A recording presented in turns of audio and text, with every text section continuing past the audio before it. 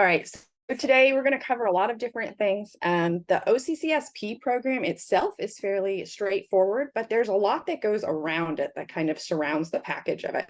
So we're going to have our introductions, speak about the recording of this webinar, our language line, contact information, FSA basics, and how that connects with our veteran farmers.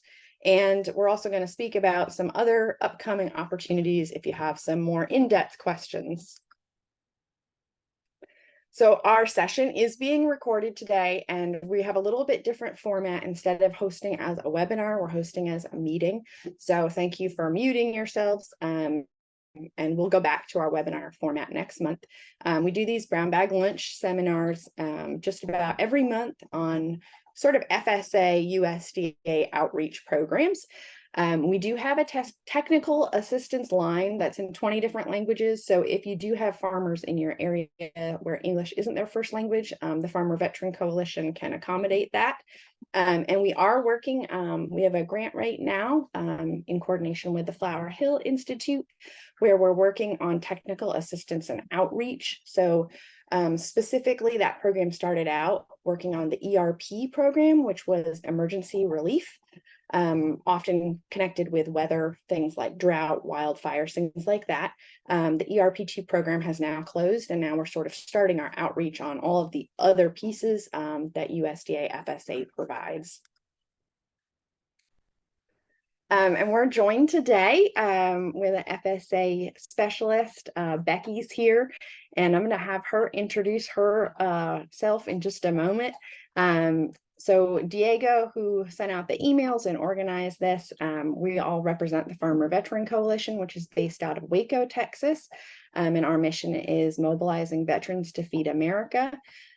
So we do a lot of outreach to people who are just transitioning out of the military and want to get involved in ag. Maybe they grew up on a farm and they're sort of starting their second career and they want to start a diversified business, or they want to work in agriculture for another business. We provide a lot of training services and a lot of outreach. The member benefits we have are Homegrown by Heroes program. So that's a marketing program that we used on our farm, and it allowed us to have sort of a leg up in marketing. So our eggs that were at the farmer's market had the Homegrown by Heroes sticker. And so when someone's shopping to get local eggs, they can say, yep, I want to support a veteran-owned business. We also have our state chapters in many states throughout America, and more are coming along every month. Somebody else is joining, so it's exciting. Vermont and Tennessee, the states I've been living in, both have chapters. So that's great. So we do a lot of on-farm workshops, a lot of training, just a lot of events where they don't necessarily have to be ag related, but they're maybe for people just getting out of the military, or for disabled veterans. We do a lot of work with groups like Agribility. We have our fellowship fund, which is an amazing program, and there are incredible grants so that they can be. Jeanette was just at an event where we gave away some Kubota tractors. Kubota has been a wonderful sponsor of ours for many years. And then we also have things like $500 gift cards to Tractor Supply. Tractor Supply has also been very supportive of the FVC. So there's a lot of funding opportunities. I've been in our newsletter that hopefully you're signed up for. If you're not, join on our FEC website. But we'd like to feature some of our fellowship fund winners every month. And it's a really rewarding thing to be able to interview people and see how, a financial gift to help them get a four-wheeler or some sort of piece of equipment that helps with their military derived disability. Helps them continue farming. It's a pretty special program. We have our annual conference coming up as well, and we also have our apprenticeship programs, and all that information is available on our website, or you can always call our 800 number. So this is Jeanette, and she's our executive director, and she's often at events traveling throughout the country, and she hands out a lot of FSA information as well. So I'd like to also invite you to our office hours with Flower Hill Institute, which is later this afternoon.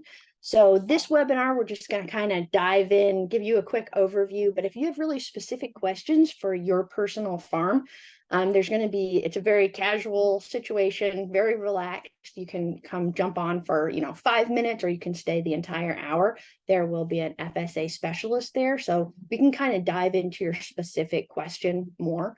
And that is in the chat, the link to that. We also can provide extra assistance if you need it. And you can just reach out to us through our website or my email as well. All right, so I'd like to hand it over to Becky for a little bit and have her introduce herself and share a little bit about what Farm Service Agency does. So good afternoon, everybody. My name is Becky Weaver. I am a program specialist here in the Texas State FSA office. I've been with the agency for 26 years. I primarily work with our NAP program and OCCSP and TAP. NAP program is going to be our non-insured crop assistance program. So it's insurance program for those that have like vegetables and hay crops that aren't typically covered by risk management agencies, normal crops. Then the TAP program is a tree assistance program that deals with helping you reestablish an orchard or nursery when you have disaster events. It's not really going to make you whole, but it helps you get back into the business of managing those orchards for replacing the trees and then also removing debris. And it is a cost share program, so you're not getting the full reimbursement, but it is a way to help out and get you back in the program. As you're going to learn about OCCSP, it's going to be a way for you to get reimbursed for some of your expenses when you're getting your organic certification. Farm Service Agency has many programs that we administer from CRP to livestock programs. There's a multitude of things that we do that can help you mitigate disaster events, that can also help you be good stewards of your land. There's just many things that are out there that we can help you with. So USDA provides a lot of support for all different size farms. This program today is often really popular with small to medium sized farms. So we've got the OCCSP, and that can reimburse eligible producers and handlers for up to 75% of the cost of organic certification, and we'll dive into that more. But an interesting thing to note about that is it isn't always, the handler piece isn't something we always think about. So it might be someone who produces goat milk and is going to make goat milk soap or something like that. FSA also provides insurance, as Becky touched on, and then there's a lot of funding with the transition incentive program, and then there's also technical assistance. So for all of this, as we dive into it, you can just go into your local county FSA office, and they're going to provide support helping you work through these forms and fill them out. So that technical assistance piece is really helpful. And that does differ from the ERP2 program that we mentioned earlier that we worked on. That didn't have as much technical assistance provided by FSA, and that's why groups like Flower Hill Institute and FBC were pulled into it to provide that technical assistance piece. So if your only introduction to FSA has been over the last couple months applying for ERP2, and that feels really hands-off on the FSA side, this is a completely different program, and this is going to be a lot more like your NAP program or the other programs that that Becky mentioned, where they help you fill out the forms and get through it.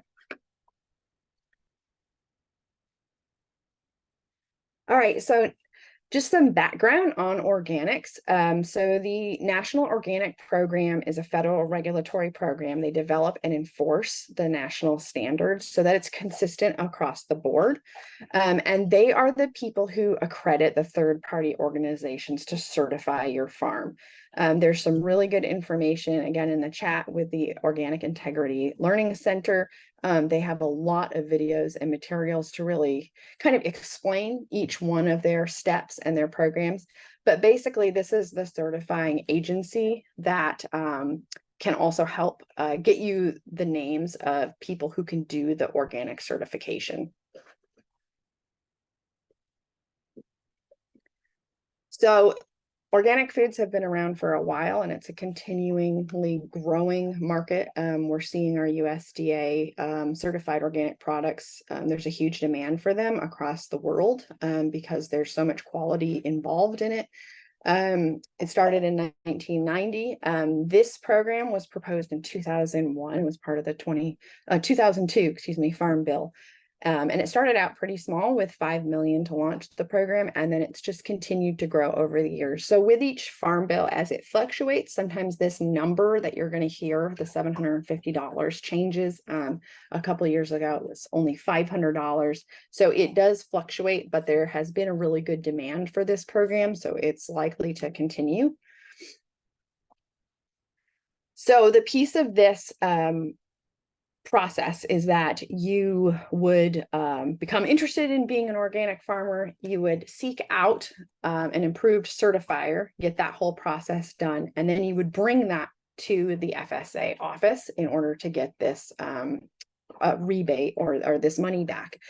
So here's an example of approved certifiers, and you might recognize some of these from either food products you buy or in your neighborhood. Of what's available. They're regionally based, and you just want to find someone that is close by, because you do, as the farmer, pay the certifiers an hourly fee and a travel fee. So you just want to find someone that's close by in your neck of the woods.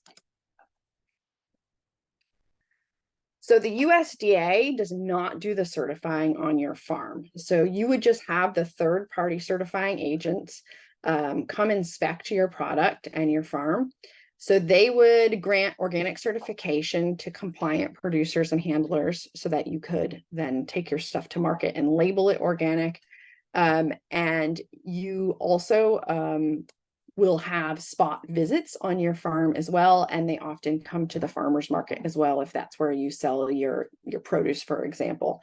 So there are about 80 certifiers around the world, with 50 in the US.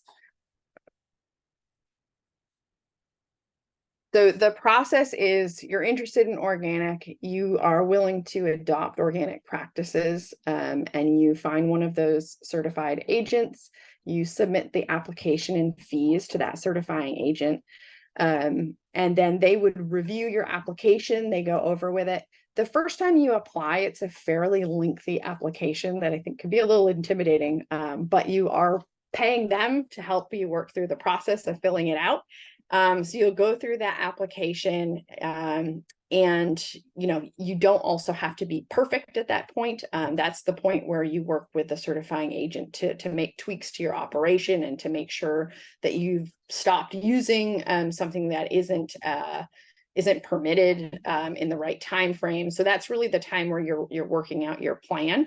And the inspector again comes, does an on-site inspection.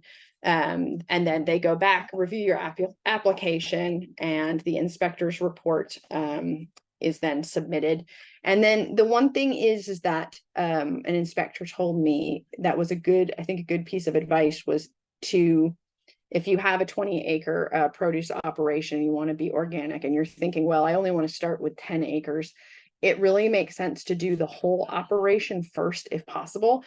Just from a paperwork time perspective, it's easier to take things out of the organic plan than it is to add them later on. So that's just something to keep in mind. There's a really good Organic Made Simple guide from the USDA that you can also find, link in our chat box there. So the myths and what generally is holding farmers back is the high cost that's assumed with this, but often fees are on a sliding scale. A lot of times regional organic organizations, so in New England where I was from, it was NOFA. There's, I think it's CCOF in California. A lot of times they themselves as certifiers have funding opportunities as well. So it's always worth reaching out and just not putting up a wall and not doing it just because of the cost, because beyond this program of OCCSP, there's often other things that you can do to help get this process going. The paperwork. So again, that first initial organic plan can be intimidating, and you have to have good record keeping in order to do this, because you're going to need to track receipts to prove that, if you're raising organic poultry, you need to be able to show that you bought organic grain. So there is a paperwork thing, but as we've talked about in other webinars that are housed on our FBC YouTube channel, you need to do this in order to be a successful farmer, because it matters whether or not you're applying for an emergency relief program like ERP2, you have to have records. Or if you want to apply for the fellowship fund, you have to have a business plan. So that's sort of the necessary evil that I know a lot of us as farmers do not like. But that is an important piece of this that you have to kind of be willing to do if you're going to try to be an organic farmer. So the FSA has programs like this to help cover some of the costs. They also have a transition program. This is not a transition to organic program. Just to be clear, OCCSP is not a transitioning program. This is when you're already certified, you bring that certification to FSA. And again, the confusion around this and the service centers can really help with that. We have a link in the chat as well to locate your FSA office if you haven't ever met with them before. It's great to call and make an appointment and sit down with them and fill out your common forms. And there's a lot of resources out there, because there's a lot of people across the country who really do want to transition more and more farms to organic practices. So I would highly recommend attending a conference, start networking with people in your region, tour organic farms in your areas. And many of those conferences also have scholarships for farmers. So if it is a cost prohibitive thing, reach out to the organizers and see if there is something available for you, because there often is. In the chat, we also have the NOFA Vermont has a really good list of resources for the paperwork side of it. So if the paperwork part, if you hate paperwork as much as I do, I am not an Excel natural person. So having these templates already available is really helpful. So here's just a couple examples of them in case you want to become an organic mushroom grower. There's field record sheets, spray records. So those are all available, just a Google search away. So advocating for yourself and be willing to do a Google search for forms you need. They're probably already out there and you don't have to invent them. The record keeping templates, those are a little bit more general for financial record keeping, but the Carrot Project out of Boston has some really good ones, and the California Organic Growers Association has some really good information.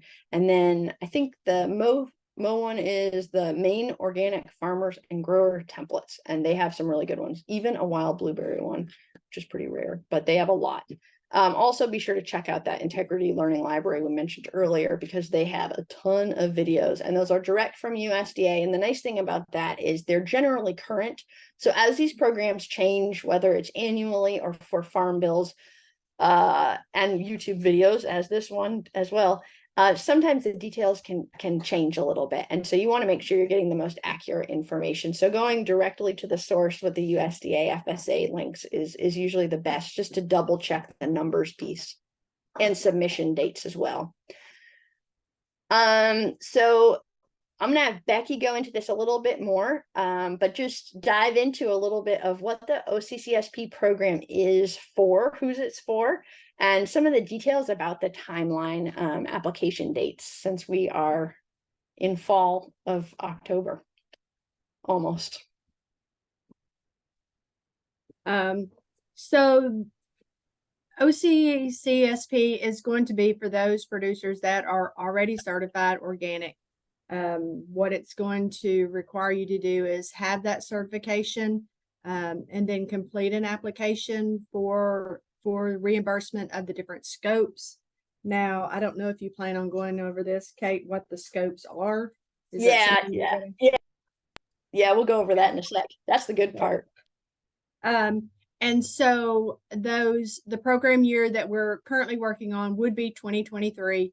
I will be honest, our funding doesn't happen immediately with a budget being signed.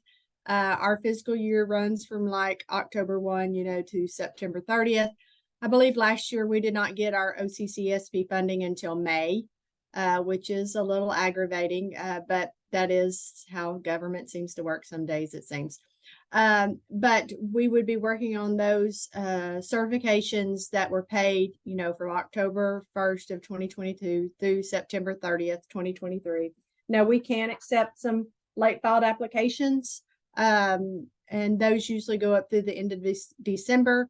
So, if you're still working on getting your information or get your invoices, we can take those through the end of the year. And then sometimes we can go into further year, depending if we're still have funding. It always depends on how much funding that we have remaining, if we can approve those late filed applications. What else did you want me to cover there, Kate? Sorry. No, that's good. Thank you. Well, now you can jump right into scopes. Well, our scopes, like she has here on the slides, it's going to be our wild crops, processing, handling. Then we have a lot of handling. I will say that I've been surprised at the number of handlers that are actually applying for reimbursement. It's going to be those stores. We have large, like Whole Foods. They actually apply for this. So there's many individuals that are eligible to apply for the program to receive up to the $750 on those. And do you want to touch on that, how if you did multiple things, so say you had something like you sold kelp, but you also sold strawberries, can you have multiple scopes? You can have multiple scopes, and we do. We have individuals that will have the livestock, and then they'll also have the crops. I don't see a lot of wild crops here necessarily, but that doesn't mean anything. Here in Texas, Texas Department of Agriculture is also one of the individuals that can be reimbursed, because it's not just FSA that does the reimbursing of the organic cost share program. Many state agriculture departments, they are actually have an agreement to be reimbursed, have individuals be reimbursed for those applications. So you could also find that information, if you want to know if your state agriculture agency has it, reach out to your FSA office, because they're going to know if that state can do their reimbursement as well. But yes, multiple scopes. We encourage you, if you have many aspects of your farming operations, to consider being reimbursed for all of them. And the wild crops, just to clarify it, would that be something like mushrooms, ramps, fiddlehead, ferns, wild ginseng, things like that? I'm gonna scratch my head and say, sure, that sounds right. I don't know, because we don't have a lot of wild crops that are being reimbursed. I will say that I do think we had one individual that they are processing Yopon tea. They harvest Yopon leaves, and so that is considered a wild crop, because it's not being planted. So I would say it's something along those lines of the wild crops. Thank you. All right, so next up is the actual application. So we can go over this, but I wanted to just show how, I know it's really hard to see, especially if you're on a cell phone watching this, hard to see, but I wanted to show just how minimal this is. And so if you have the financial paperwork piece and you have your certification piece, just why it probably makes sense to take a moment and fill this form out, because it's not that intensive. So on the FSA forms, you can see in the upper corner, it has that CCC 884. So a lot of times in our webinars, we're talking about the like CCC 860, things like that. And that's just referencing what FSA form it is. You basically just put in your name and location, and then just some very small, basic, specific questions in this part B. Becky, do you want to go into just some of that in part B, especially that number 11? So yes, you are 100% correct on this program being one of the few programs that requires very little information from you to be part of our program. You will have to complete this form. You know, it's going to have to have the name of the organic certifier. We are going to be required to make sure that when you turn in your information, FSA will have to make sure that you are in good standing with the Organic Association. We go to the Organic Integrity website, make sure that you are in good standing, and you'll provide your organic certification, and then make sure that you provide an invoice that shows that is paid. That's very important for this program. We can accept an invoice that shows an amount due. You have to have paid that invoice for us to reimburse you. So if your certifier is not able to provide that, we can't even accept a canceled check. It has to show that invoice as being paid, you not owing any other balance for us to reimburse you. I would say that's probably the biggest hang up we have with this program is the invoicing. I think most of the invoicing agencies, they have this figured out now, and they are providing that information to you. But be sure that when you turn that into the county office, that it is not your billing statement, but your paid invoice. In part 11, you would show, the crops that you are being reimbursed for, whether it be the crops, wild crops, livestock, and you're going to put the exact amount that your invoicing shows that you have paid and that you are requesting fees for. Awesome, thank you. All right, so moving on. So if this is your first time ever working with the FSA, again, make an appointment. That's a great thing. So you can just set aside some time, let them know that you're new and you want to start getting all your common forms, like your farm number. If you are a new farming veteran, be sure to fill out that form as well. Ask them what forms you need, and just really advocate for yourself, and really be sure to mention all the different aspects of your farm, because that could really help the FSA specialist give you information on what you need. So if you don't tell them that you raise cattle, they're not going to know. So you really just need to advocate for yourself. And then there often are things called linkage requirements. So we've gone over that in a previous webinar that's on our YouTube channel. So sometimes there are not catches isn't the right word, but sometimes there are things that you have to do as a farmer if you do take payments for certain programs, and just be sure to ask what that is. A lot of them are either acreage reports or some kind of conservation compliance provision, which generally a lot of times that is speaking about a wetland. So it just means that you're not, rerouting a stream on your property. And a lot of things are potentially different with NRCS programs than FSA programs. So that's another thing to just inquire about and just ask some questions about. Is there anything else, Becky, you'd like to give as a tip for starting out working with FSA? You bringing up the farm number is extremely important. If you are new to farming, it is extremely important to get into your FSA office. Bring in your deed to us because we'll need that deed. Or if you're leasing land, because you don't have to own the land to participate with us, you can also lease land. If you're leasing that, bring in your deed, bring in your lease, so that we can get you established on a farm. Farm numbers make our world go round. It's really about the only way to put that. We want that farm so we know where you are, so that we can help with many different, not just us. NRCS is going to use that farm number. A lot of times if you're using crop insurance, they may need that farm number for different programs. So make sure that you get in there and provide your information so we can get you a farm. Did you want me to go over some of the invoice things that can be reversed? Yeah, that would be great. Okay.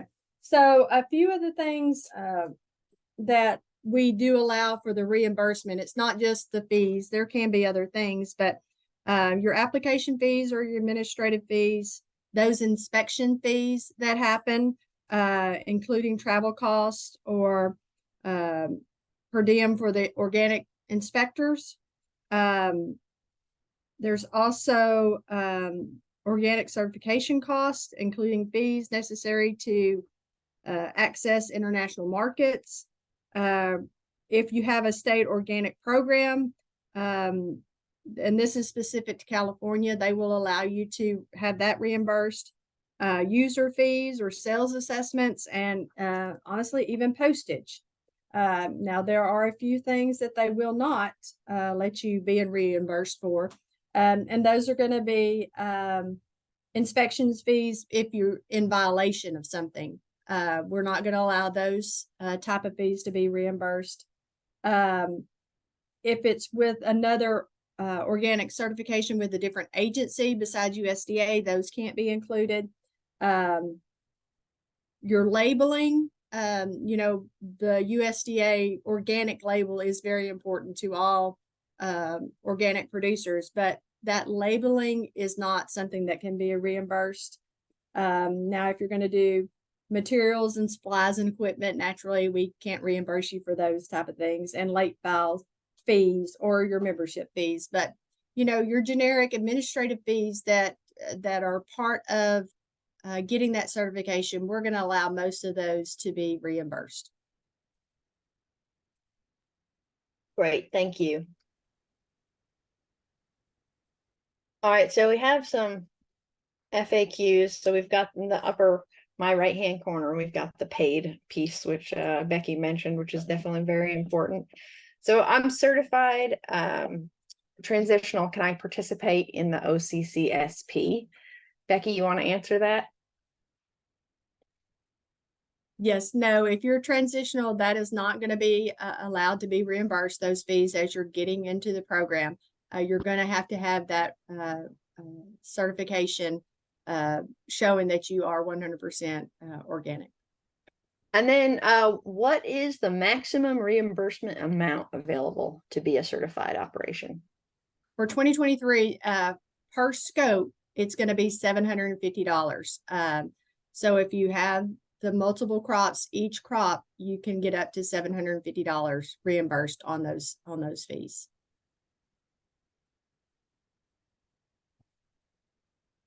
All right, so Becky, could you work us through this example for a new applicant? So it's someone who's just gotten certified with their organic operation, and they are certified for crop and livestock production, and they have multiple payments.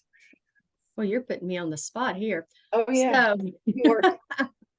So in this one, as you can see, the different fees that they have paid to date.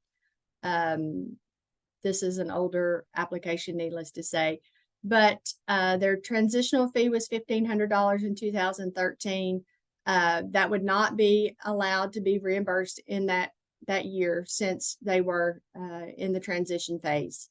In 2014, they had an application fee, they had a certification fee, inspection fee, and the sales assessment.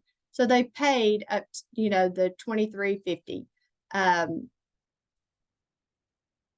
All of the $2,350 would be eligible. We would have to break those out, though. I will say that this really doesn't show that, but they would have to break out those fees to show which scopes they went to, because that's what that invoice should break those out in between the crop and the livestock. And so they would be eligible for $750 for each of them. So they could be reimbursed up to $1,500, you know, depending on how they worked out, because sometimes, you know, one crop may be more expensive to have the inspection fee done.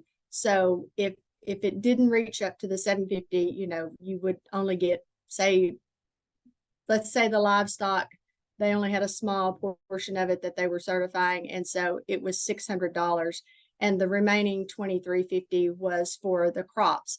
You would only get the $600 for that livestock, and then you could have $750 towards the crop. Does that make sense how I explain that? Yeah. Yeah. That's something that you'll have to be aware of. Then in the next example in 14, they had the certification fee of $1,500. inspection fee of $500 and the sales assessment of $1,500, which is a total cost of the $2,150. So the producer could have the 75%. Well, I was looking at down what they're saying. Determine maximum reimbursement. 7 maximum reimbursement.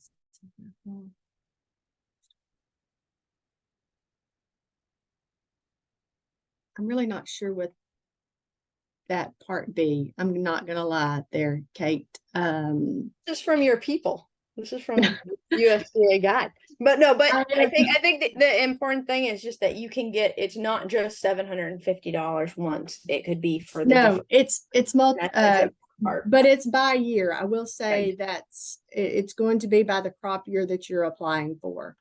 Right. So that's why I was a little confused, because there's I see what that's in my head. I had the 920 being 2015, not 2014. So I apologize. Yeah. That's why I was confused. So yes. And then is there anything else that you want to add about when is a good time, especially if you're a new farmer or rancher, to come into FSA? Like, are there parts of the year that are just really hectic for you guys, or is it just always busy? Or it's depending, but most of the time it seems like it's always busy. It's very important to, once you get your farm certified, I will say it's extremely important to come in every year and certify the crops that you have planted in those county offices. Each state is different on when their acreage reporting deadlines are for those crops. So get with your local office, find out when those crops have to be certified so that you can get that timely done.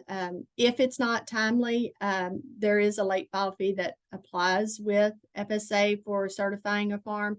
But the farm number is extremely important, but then certifying what crops you are actually planting, or maybe not planting, maybe it's just grass that you're grazing with your crops. It's very important every year to have those certified, because if you don't have your acreage certified and a program comes up, and this happens a lot with our disaster programs, it might be 2 years later down the road that they implement this program that happened for a disaster in 2021.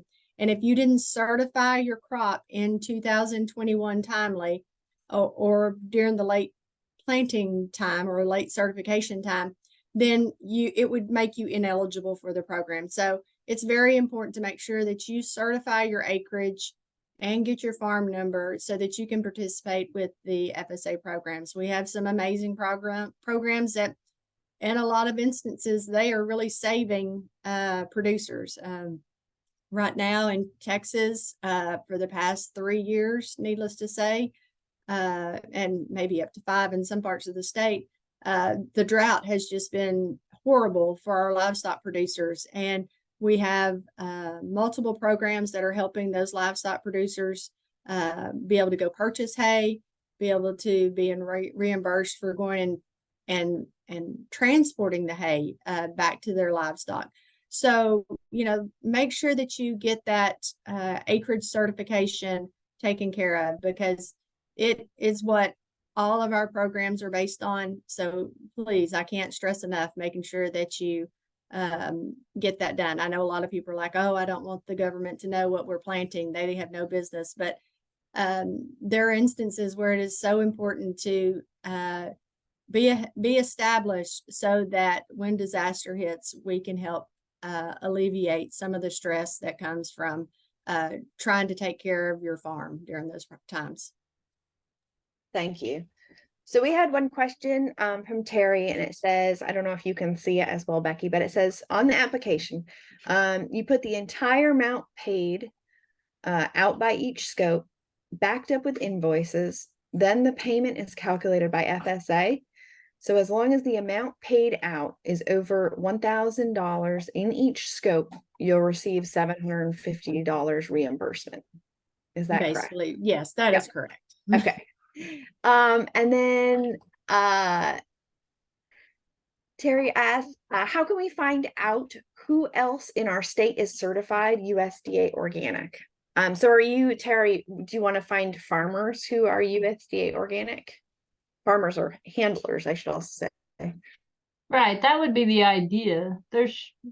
We should, if there's not already one out there, we should help establish a mentorship program for the organic process. So if I'm growing strawberries in Kansas and there's another organic strawberry grower in Kansas, if I knew how to find that person, then maybe there could be a mentorship there of lessons learned, etc., between farmers.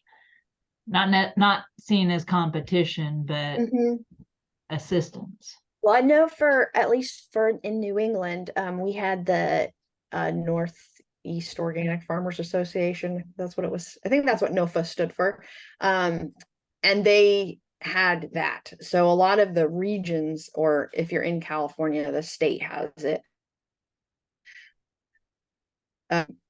And those organizations, those nonprofits do have mentorship programs. And usually there is, they kind of have the PR piece as well about listing farms in your area that are organic. But I don't know, does FSA have something like that, Becky, as well?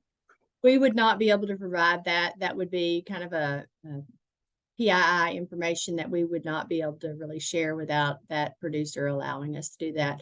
Now, I it's like you said, I would think each state. It's available. Yeah, it came up. So yes, Benjamin, it's available, public access.